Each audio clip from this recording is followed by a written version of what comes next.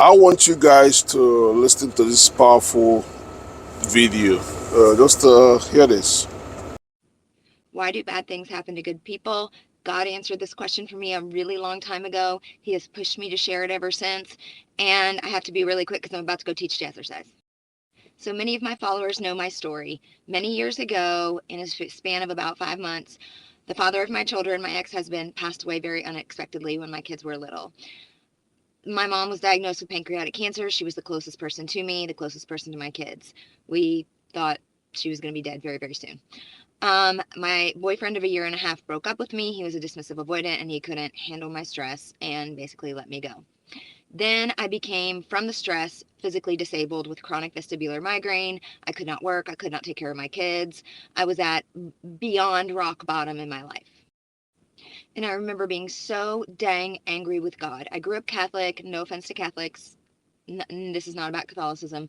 I just didn't have any real faith. I kind of believed in God, but I didn't know God. I didn't know the character of God. And I got on my knees and I yelled at God and I said, "Why would you do this to me? My entire life, I have done nothing but try to be a good person. I've been kind. I've been loyal. I have lifted up people when I could. I have helped people when I could. I have given everything I could to other people, and I have been nothing but abused and hurt and treated like absolute crap. And now I'm sick and I've lost everybody that's important to me. And I want to die, but I can't because I have kids." Then I had a chance encounter with someone who told me about Jesus. I rejected it at first. I didn't want to hear it, but she convinced me to just spend the next couple of months seeking the character of God, and I would get the answers that I needed. So out of absolute desperation, that is what I did. I listened to sermons.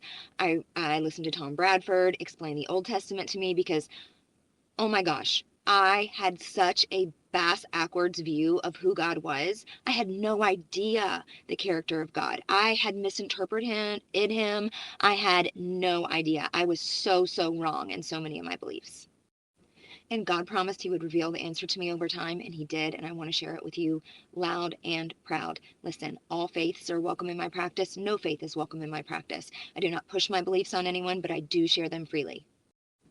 You have to understand that God gave us free will. He does not in any way, shape, or form interrupt that free will, no matter what we use that free will to choose. Okay? He did not want his children to be forced or coerced into loving him. The greatest gift that he gave us is the ability to love freely without manipulation, without force. And so, because of that free will, we have an enemy, Satan, who is active and alive and meddling in this world like you wouldn't even believe. And we can use our free will to align with the enemy.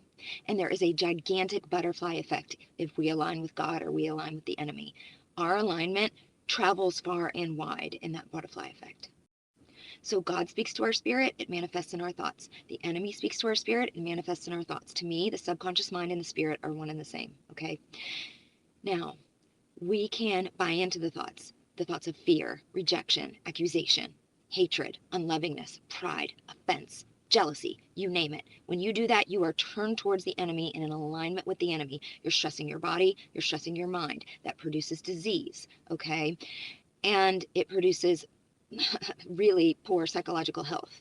And when we are turned towards the enemy, we cannot receive the blessings of God. We're blocking them. We're turned away from them. Because whenever the enemy does something to hurt us, God immediately starts pulling strings on the back end, trying to redeem it for us for our good. But we can continue to reject that over and over and over again. The enemy works through others to hurt us, and that ripples far and wide. Okay? None of the bad things on this earth, no disease, no you know death, no, nothing of evil comes from God. It doesn't. Okay? God simply can't interrupt it because that would be interrupting our free will.